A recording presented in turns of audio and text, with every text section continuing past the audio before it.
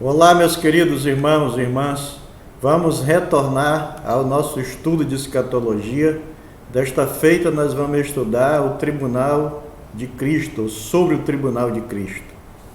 Nós sabemos que a igreja, depois de ser arrebatada, como nós estudamos no vídeo anterior, na aula anterior, nós aprendemos que a igreja vai ser arrebatada.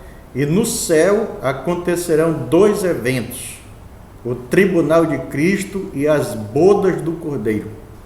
Hoje nós vamos estar estudando especificamente sobre o Tribunal de Cristo. Em outra oportunidade, a respeito das bodas do Cordeiro. O texto base é 2 Coríntios capítulo 5, verso 10, que diz: porque importa que todos nós compareçamos perante o Tribunal de Cristo, para que cada um receba segundo o bem ou mal que tiver feito por meio do corpo.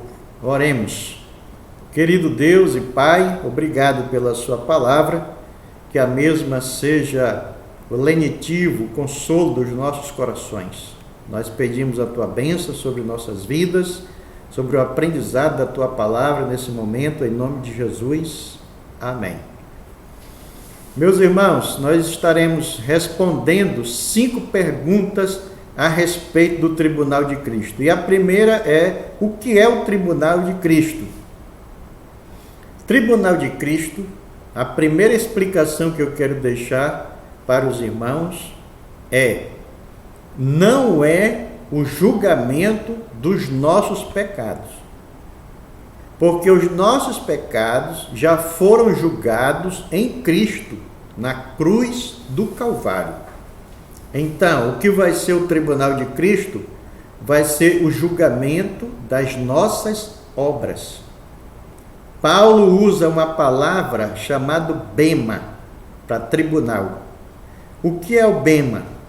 Bema era um local, uma plataforma superior, onde ficava o juiz que premiava os vencedores dos Jogos Olímpicos de Atenas. E Paulo pega essa figura para falar a respeito do Tribunal de Cristo.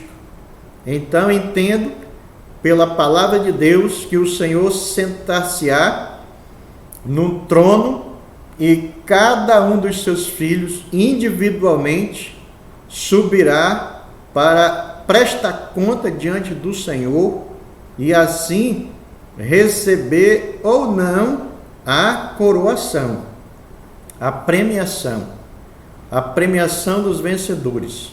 Nesse texto de Romanos 14, verso 10, Paulo é bem claro em dizer que todos nós compareceremos perante o Tribunal de Cristo. Então, todos vão comparecer. Cada um vai subir essa plataforma até chegar diante do trono do Senhor e assim vai ser julgado as suas obras e, se for dignas, serão coroadas pelo Senhor, recompensadas pelo Senhor. Então, o Tribunal de Cristo, o bema de Cristo, é um lugar de premiação dos vencedores. Não é a condenação de nada, porque nossos pecados já foram condenados em Cristo. E nenhuma condenação há para os que estão em Cristo Jesus, diz a palavra do Senhor em Romanos capítulo 8, verso 1. Então, o que vai ser julgado são as nossas obras, aquilo que fizemos ou deixamos de fazer, para Cristo e para a sua glória e para a expansão do seu reino, do Evangelho aqui na terra. Então, Tribunal de Cristo é o lugar da premiação dos vencedores. Quando vai acontecer o Tribunal de Cristo? Vai acontecer imediatamente quando a igreja chegar ao céu. A igreja será arrebatada e quando estiver diante do Senhor no céu, aí começará a prestação de contas. Pois o apóstolo Paulo diz, que nós já vimos no nosso texto base, que importa, é necessário, é imprescindível que todos nós compareçamos perante o tribunal de Cristo. Esse texto de 2 Coríntios, capítulo 5, verso de 1 a 10, dá-nos a entender essa crença de que a prestação será imediata. Porque ele diz no verso 1, se a nossa casa deste tabernáculo terrestre se desfizer, nós temos um edifício da parte de Deus, casa não feitas por mãos, eterna nos céus. Então ele está falando do corpo glorificado. E no verso 10 ele diz que todos nós vamos comparecer perante o tribunal de Cristo. Então o entendimento é que assim que a igreja for arrebatada, como a nossa figura ilustra, assim que a igreja for arrebatada, acontecerá o tribunal de Cristo, porque todos nós necessitamos, é imprescindível que nós compareçamos perante o tribunal de Cristo. E a terceira pergunta é: qual a lei do julgamento, qual o crivo pelo qual nós seremos submetidos à prestação de contas? E eu entendo que será a justiça de Cristo, a justiça do Senhor. No capítulo 3, observe que essa referência está no capítulo 4, versos de 4 a 5. Mas no capítulo 3, do verso 10 em diante, o apóstolo Paulo está falando a respeito do julgamento, do tribunal de Cristo, das obras de cada um: ouro, prata, pedras preciosas, madeiro, feno ou palha. E quando ele chega no capítulo 4, ele diz: quem me julga é o Senhor. Portanto, aqui ele não está falando que a igreja não pode julgar um irmão que pecou publicamente. Ele está falando que a igreja, e ninguém pode julgar as intenções do coração. E é isso que o Senhor vai julgar naquele dia, né? Vai julgar naquele dia, ou um dos itens que o Senhor vai julgar naquele dia. Veja que ele diz aí: portanto, nada julgueis antes do tempo, antes que venha o Senhor. Veja que ele está falando que quando o Senhor vier e levar a sua igreja, nós seremos avaliados. Mais um reforço aí para a avaliação imediata, assim que chegarmos no céu. Então ele mostra aí que quando o Senhor vier, ele vai trazer a luz, as claras, a lume, as coisas ocultas das trevas, né? Porque ele diz: pois não somente trará a plena luz todas as coisas, ou as coisas ocultas das trevas, mas também manifestará os desígnios dos corações. Aí ele diz: e cada um receberá o seu louvor da parte de Deus. Então observe que só o Senhor pode fazer essa avaliação, pois só Ele é capaz de avaliar as intenções do meu coração, do teu coração, os nossos desígnios diante do Senhor. Aquilo que nos motivou a fazer para Deus foi para sermos aplaudidos, foi para nos aparecermos, para a nossa glória, ou foi para a glória e louvor de Deus, para a edificação da sua igreja e para a expansão do seu reino? Se assim for, receberemos o louvor da parte de Deus. Então eu entendo que a justiça de Deus será por meio da sua palavra, porque a palavra de Deus é a expressão do seu caráter, da sua justiça e do seu juízo. Então a palavra de Deus vai estar com certeza lá sendo aberta, e nós, pela justiça perfeita de Deus, do Senhor Jesus, seremos avaliados, né, segundo aquilo que fizemos ou deixamos de fazer aqui na terra. Então a lei do julgamento, o crivo pelo qual seremos submetidos à prestação de contas, será a justiça do Senhor Jesus Cristo, embasada na sua palavra, basada na sua palavra. E quem vai dele participar? Ou seja, quem vai participar do tribunal de Cristo? Eu entendo que a Igreja de Cristo, Romanos 14, verso 10, diz que todos compareceremos perante o tribunal de Cristo. Nenhum vai escapar. Aquele que morreu, aceitou Jesus, melhor dizendo, antes de morrer, no leito de morte, vai comparecer. E aqueles que tiveram anos servindo ao Senhor vão comparecer, ou seja, todos hão de comparecer perante a presença do Senhor Jesus para a avaliação dos seus feitos aqui na terra. Então, quem vai participar desse evento?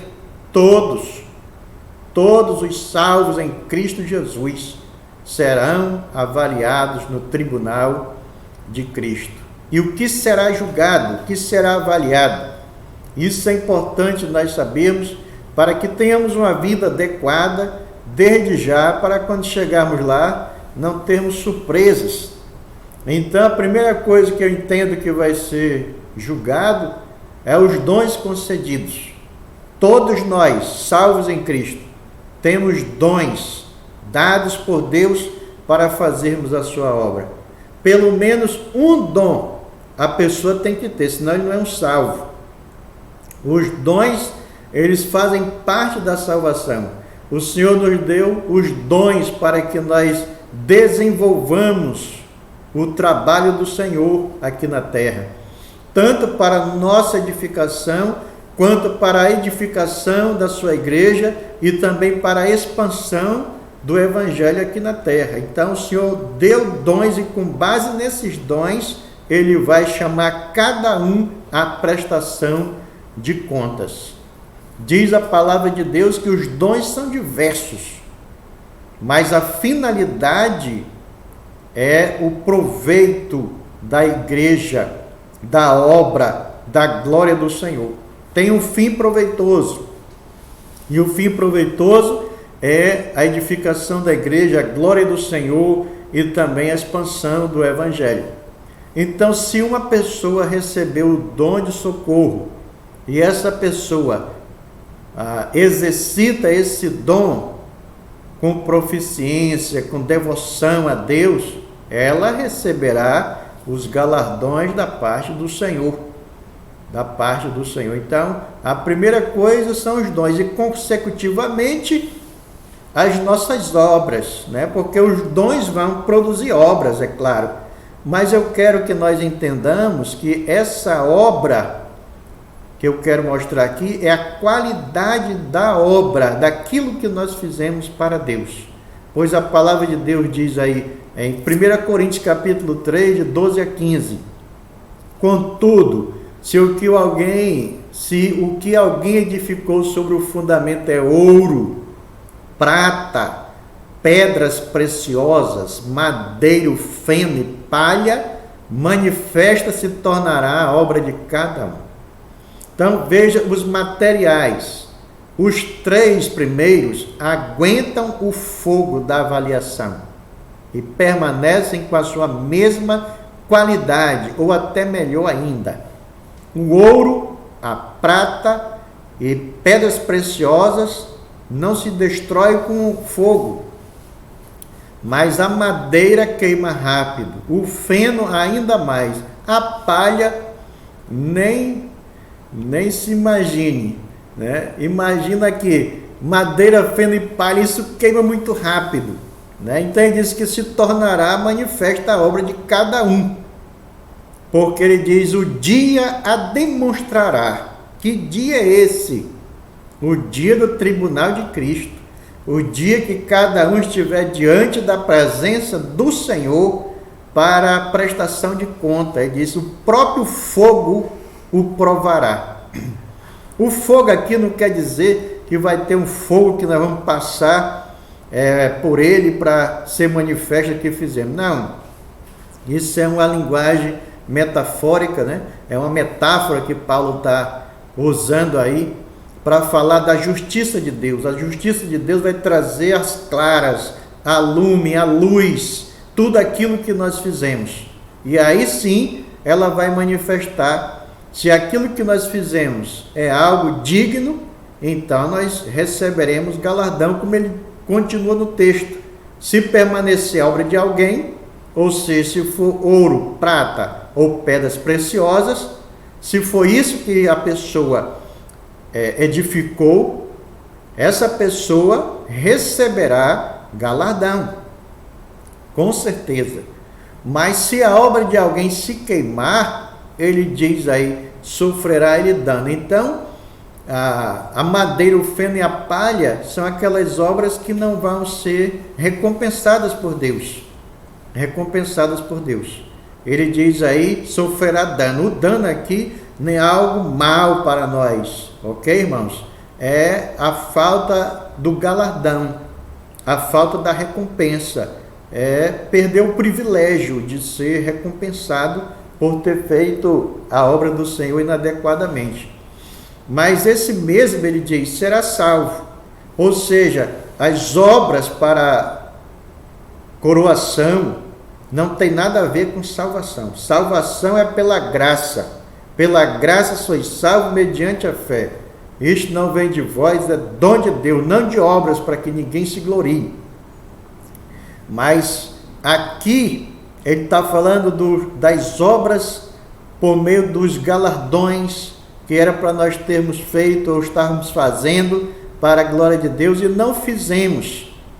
Ou se fizemos, fizemos com um fim que não foi aquilo que Deus determinou. Não foi Deus fazendo por meio de nós, mas nós fazendo na nossa própria força para Deus. Então isso não vai ter galardão nenhum, mas nós seremos salvos, estaremos com todos os salvos lá, recebendo, os que receberam, os que não receberam o galardão, todos vão estar no céu, desfrutando da mesma bênção celestial. Graças a Deus por isso, né, meus irmãos? Que a salvação não é por obra, é pela obra de Cristo, e é pela fé mediante essas obras de Cristo, mas não pelas obras que nós vamos fazer. No entanto, o fato de não fizermos a obra do Senhor também nos priva de receber a recompensa de sermos galardoados pelo Senhor no céu. Também, o apóstolo Paulo diz, importa que todos nós compareçamos perante o tribunal de Cristo, para que cada um receba o bem ou o mal que tiver feito por meio do corpo. Então, aquilo que vamos receber é aquilo que Deus fez por meio de nós, e não aquilo que nós fizemos na nossa própria força para Deus. Isso aí Deus não vai aceitar. Deus usa vasos limpos. Essa é a importância também, né, da santificação. Deus usa vasos consagrados para si. Todo aquele que se consagra será vaso, utensílio de honra para o serviço do Senhor. Por isso, precisamos ter uma vida sempre a dispor do Senhor, para dizermos para Ele, Senhor, eis-me aqui, usa-me para a glória do Teu nome, porque naquele dia nós receberemos a recompensa do Senhor por meio dos feitos que Ele fez por meio de nós aqui na terra, ok? Também, certamente, nosso tempo, o tempo que Deus nos deu ou nos dá, a palavra é muito clara em dizer, remindo o tempo, porque os dias são maus. Aproveite o tempo o máximo possível, para que você possa utilizá-lo para a glória de Deus. Esse é o ensino. Tem uma expressão que diz que tempo é dinheiro. Na economia de Deus, tempo utilizado correto é sinônimo de galardão. É sinônimo de galardão. Então nós vamos ser avaliados, o nosso tempo também, o tempo que Deus te dá, e também as oportunidades, como diz Colossenses 4 e 5. Portai-vos com sabedoria para os que são de fora, aproveitai as oportunidades. Veja que o verbo aí, aproveitai, é um verbo imperativo, onde nós temos o dever de aproveitar as oportunidades. Imagina tudo que Deus permite para nós prestaremos conta. Por exemplo, se nós estamos num trabalho, aquela pessoa que trabalha ao nosso lado é uma oportunidade de Deus para nós falarmos do Evangelho para ela. Se estamos no consultório médico, é uma oportunidade de Deus para falarmos às pessoas que ali estão enfermas. Ou em qualquer lugar que estivermos, é uma oportunidade de Deus para fazermos o seu trabalho. Então, aproveitai, diz o texto, as oportunidades, porque elas também serão avaliadas no tribunal de Cristo. Os nossos dons, as nossas obras, ou a qualidade das nossas obras, o tempo que nós tivemos e não usamos, ou usamos, a oportunidade que Deus nos deu, e por fim, as intenções, aquilo que nos motivou a fazer. Isso é muito importante. O que nos motivou a fazer? Qual a intenção que eu tinha no coração? Qual o propósito? Deus avaliará certamente os desígnios dos corações de cada um dos seus filhos quando fizeram algo para Ele. Então imagina que alguém está evangelizando. Qual o propósito? Qual a intenção? O que motivou? A glória de Deus, a obediência ao Senhor? Como Paulo diz, esmurro meu corpo e reduzo a escravidão, para que naquilo que eu preguei a alguém, eu mesmo não seja desqualificado. Ai de mim se não pregar o Evangelho. Então, Deus nesse dia vai manifestar, trazer às claras os desígnios dos corações de cada um dos seus filhos, e assim cada um terá o seu louvor ou não da parte do Senhor. E a última pergunta é: o que ganharemos, né? Se o tribunal é um lugar de premiação dos vencedores e vai acontecer no momento que chegarmos no céu, o que nós vamos ganhar quando estivermos sendo julgados? Meus irmãos, a palavra fala da coroa incorruptível. Essa aí é a coroa daqueles que lutam para viver uma vida digna diante do Senhor. Todo atleta, diz o texto, em tudo se domina. Aqueles para alcançar uma coroa corruptível, findável, que vai se acabar, diz, nós, porém, a incorruptível. Então, é aquele atleta. Ele está fazendo uma comparação com o atleta. O crente tem que se dominar, meu irmão, em tudo, né? É uma luta muito grande, é uma luta da carne, mas nós precisamos nos dominar para naquele dia recebermos a coroa incorruptível de uma vida santa, justa, piedosa diante do Senhor. A segunda coroa é a coroa da alegria para aqueles que ganham almas para Deus. O apóstolo Paulo diz aos Tessalonicenses: pois quem é a nossa esperança ou alegria ou coroa em que exultamos na presença de nosso Senhor Jesus Cristo na sua vinda? Não sois vós? É uma pergunta retórica que a resposta automaticamente é sim, sois vós. Então, a coroa de Paulo, por ser a igreja que ele fundou ali por meio da graça de Deus, trabalhando para o Senhor, né? Ele diz aí: olha, vocês são a minha coroa, que eu vou exultar na presença do Senhor na sua vinda. Então, quando o Senhor vier buscar a igreja em que Paulo estiver diante do Senhor ali, ele vai ser coroado, né, com a coroa daqueles que ganham almas. E eu espero que aconteça conosco também, né, meus irmãos? Que possamos ganhar almas para Jesus, para naquele dia nós termos a coroa de alegria, essa bênção, né, sendo colocada em nossas cabeças pelo próprio Senhor Jesus Cristo. Então, a coroa de alegria é para os ganhadores de almas.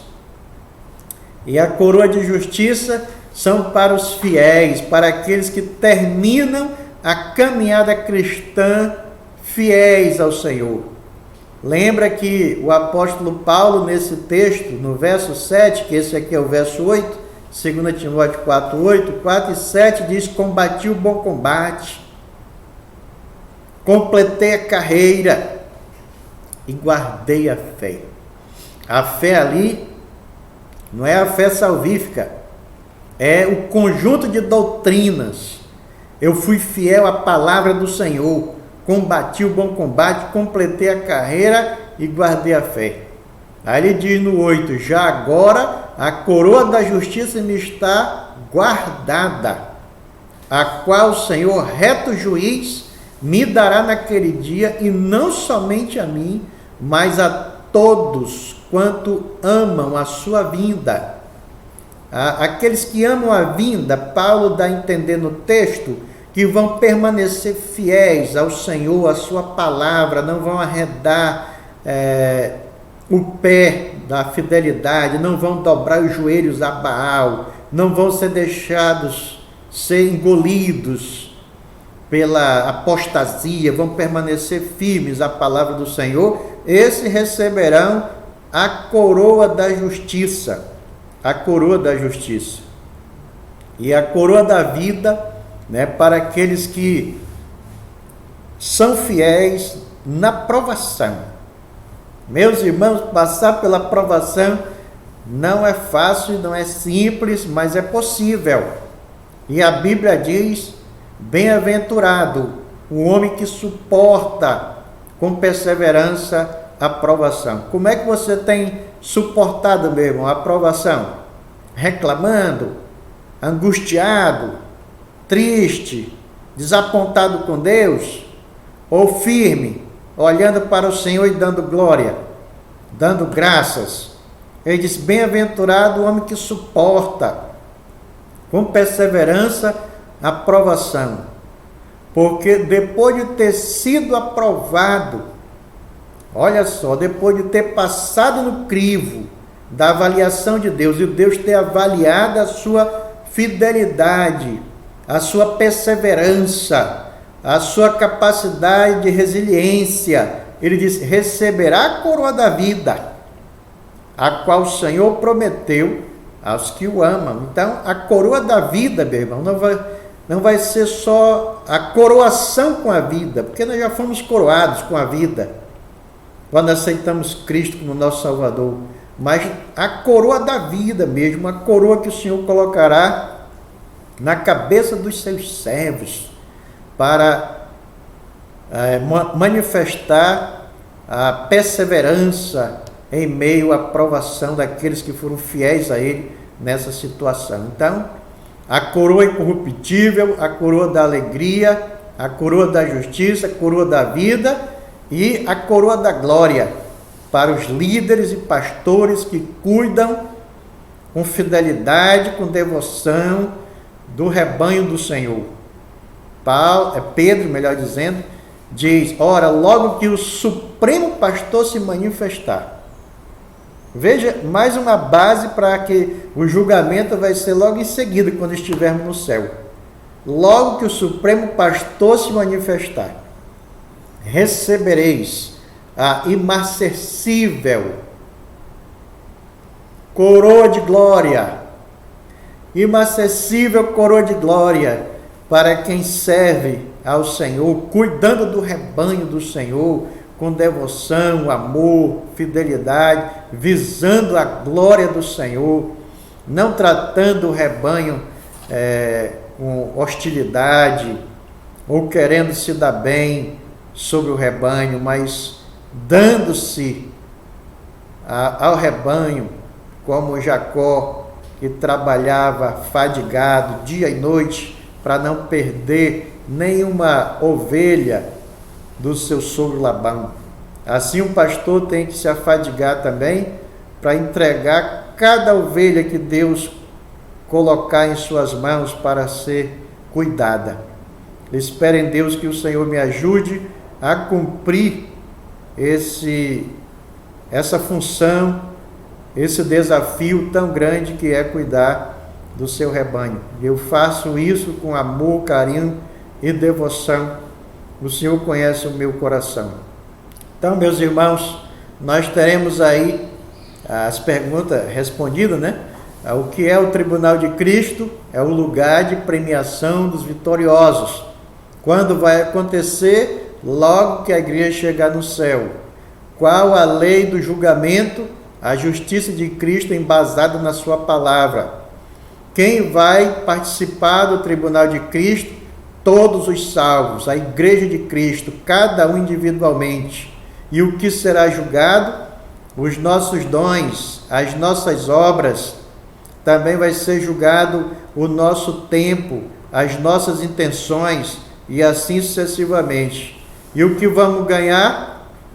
Nós ganharemos as 5 coroas que acabamos de ver agora há pouco. A coroa incorruptível de alegria, de justiça, da vida e de glória.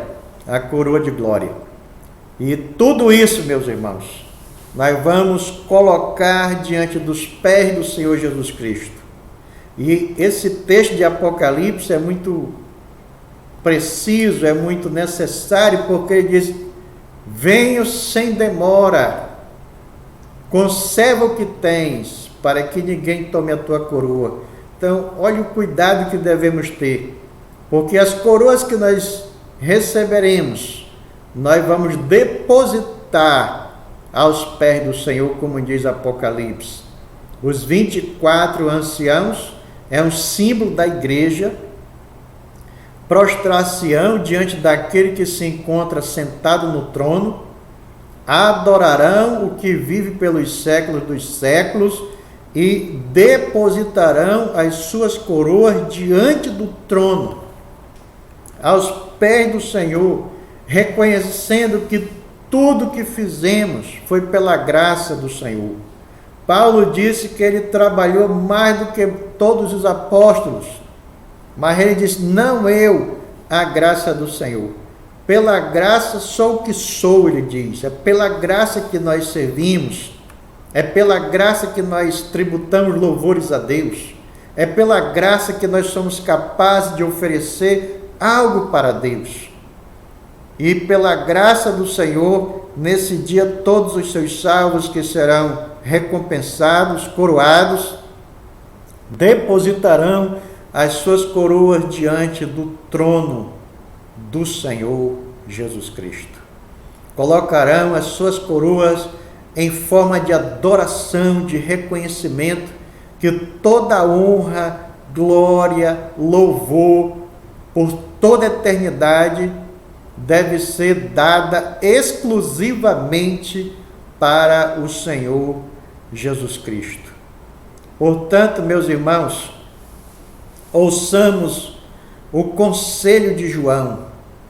Vamos atentar para o que ele diz, pois ele diz: filhinhos, agora pois permanecei nele, para que quando ele se manifestar, tenhamos confiança e dele não nos afastemos envergonhados na sua vinda.